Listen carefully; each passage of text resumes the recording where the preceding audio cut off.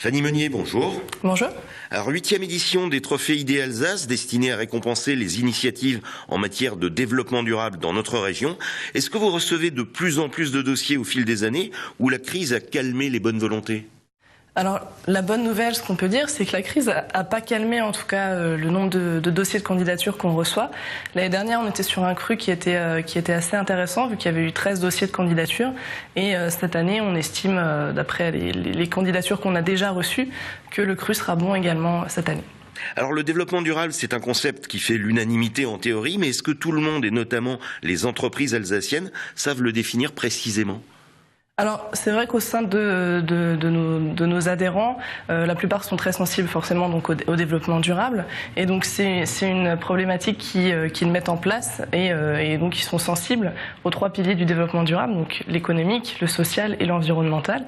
Et donc, ce qui est intéressant, c'est qu'ils mettent en place des actions et des initiatives sur ces 3 piliers dans leurs entreprises. Alors, notre région se veut pionnière dans ce domaine, comme le prouve d'ailleurs l'existence même de votre association. Mais est-ce vraiment le cas ? Alors notre association fête ses 10 ans cette année et c'est vrai qu'en matière de développement durable, l'Alsace est assez pionnière. On peut le regarder si on fait un focus dans les adhérents de notre réseau. Il y a des entreprises qui sont très pionnières en fait, qui ont développé des choses très intéressantes. Par exemple, l'année dernière, on a eu le Peinture Schmidt, qui est une entreprise de peinture qui a reçu le trophée développement durable. Et donc c'est une entreprise qui est vraiment pionnière et qui a mis en place tout un ensemble de choses dans le développement durable, et cela depuis déjà plus de 10 ans. Alors en période de crise, être attentif au développement durable, est-ce que c'est devenu un luxe réservé aux très grandes entreprises ou est-ce que vous avez beaucoup de PME qui se sont également engagées ? Alors je dirais que là, au niveau des entreprises, la plupart sont sensibles au développement durable, que ce soit à la fois des grands groupes ou des PME, voire même des TPME. L'exemple que je vous citais tout à l'heure, en fait, est une TPME de 4 salariés qui a mis en place tout un ensemble de choses et donc qui a reçu en 2010 l'évaluation AFAC 26 000. Donc c'est vraiment une entreprise, c'est la première entreprise artisanale de France qui a obtenu cette mention exemplarité.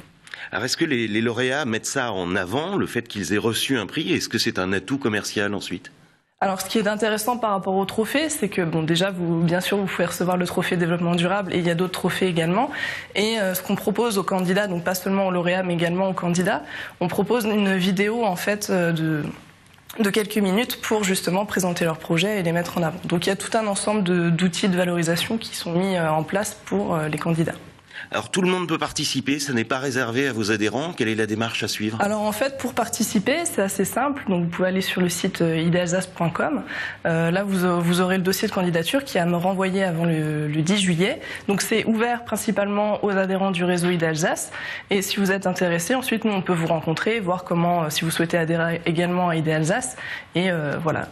Fanny Meunier, merci. Merci.